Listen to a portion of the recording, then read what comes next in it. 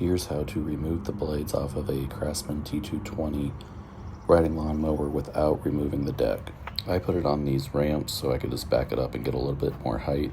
Make sure it's in park and it has wheel chocks. Raise the deck up all the way and then you can put something else to help raise it. I'll put links down in the description for everything I'm using. Make sure the blades have the S mounting pattern and not the star. You can do this whole job in under 10 minutes once you get all your tools out.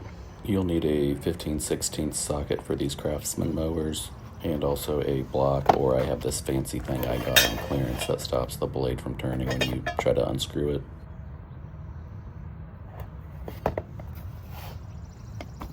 You'll just climb under and unscrew it, and then there should just be a nut and washer, and then just replace the blade and do the same on the other side.